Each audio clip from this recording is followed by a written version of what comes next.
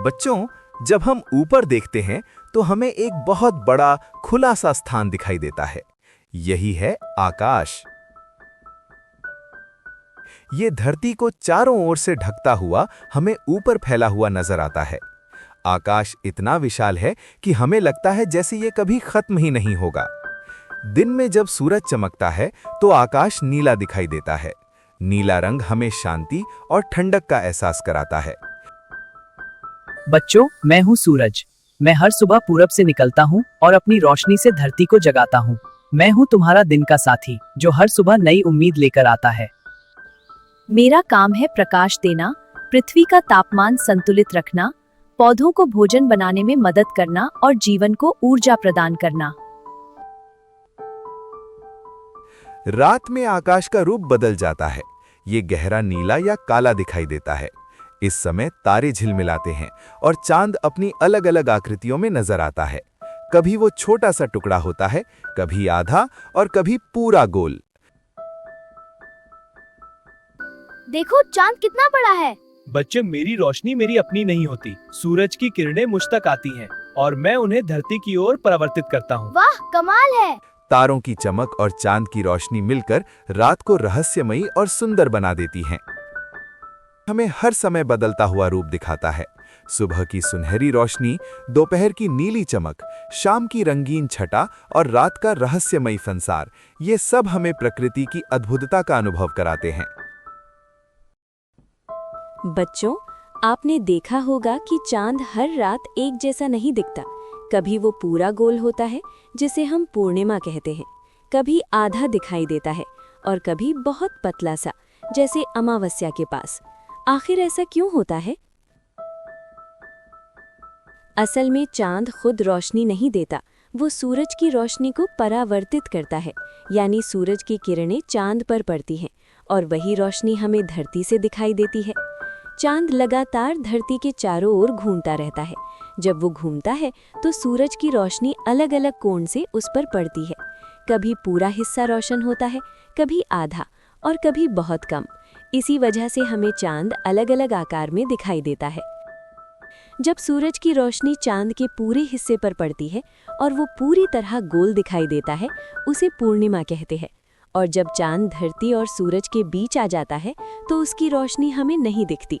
उस दिन चांद बिल्कुल गायब सा लगता है। इसे अमावस्या कहते हैं। पूर्णिमा और अमावस्या के बीच चांद धीरे धीरे अपना आकार बदलता है, कभी आधा, कभी 3/4, कभी पतला सा। ये बदलाव हर 29-30 दिनों में होता है, जिसे हम चांद का चक्र कहते हैं। तो बच्चों, चांद के अलग अलग रूप उसके घूमने और सूरज की रोशनी के कारण होते हैं। यही कारण है कि हर रात हमें चांद नया और अलग दिखाई देता है।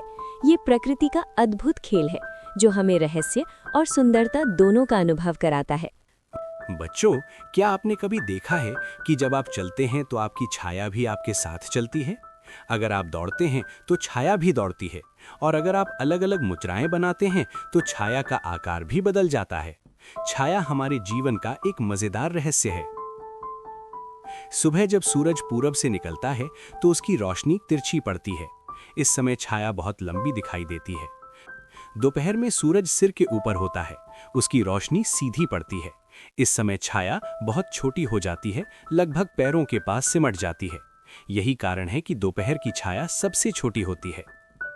शाम को सूरज पश्चिम की ओर ढलने लगता है, उसकी रोशनी फिर तिरछी पड़ती है। इस समय छाया फिर से लंबी हो जाती है, लेकिन सुबह की छाया की विपरीत दिशा में।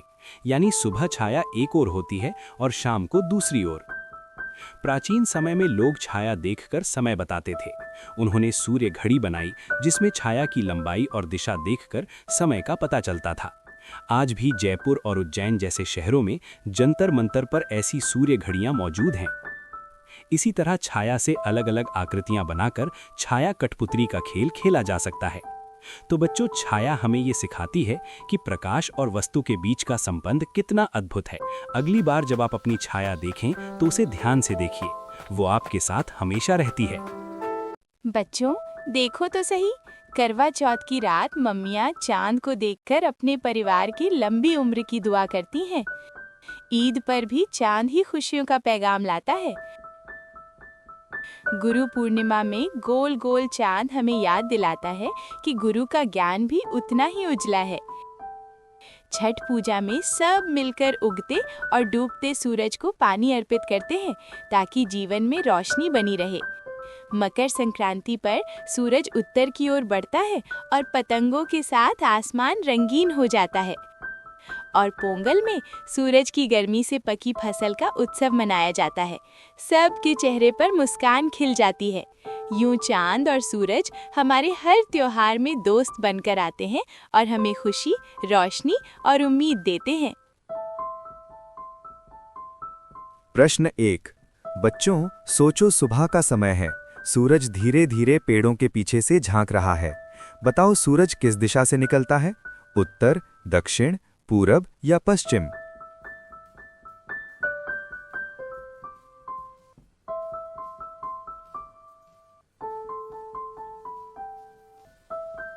सही उत्तर है पूरब। अब कल्पना करो कि तुम दोपहर में बाहर खड़े हो। नीचे देखते हो तो तुम्हारी परछाई लगभग गायब हो गई है।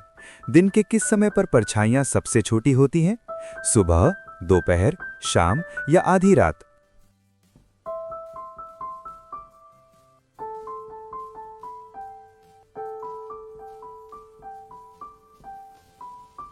सही उत्तर है दोपहर। रात में कभी-कभी चांद पूरी तरह गायब हो जाता है। उस दिन को हम क्या कहते हैं? पूर्णिमा, अमावस्या, करवा चौथ या रक्षाबंधन?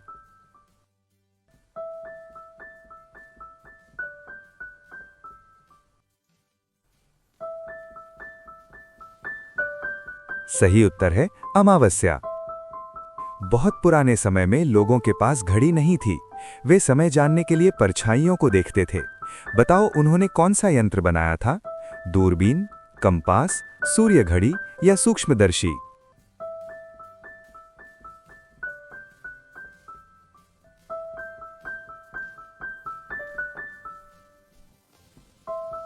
सही उत्तर है सूर्य घड़ी, सनडायल।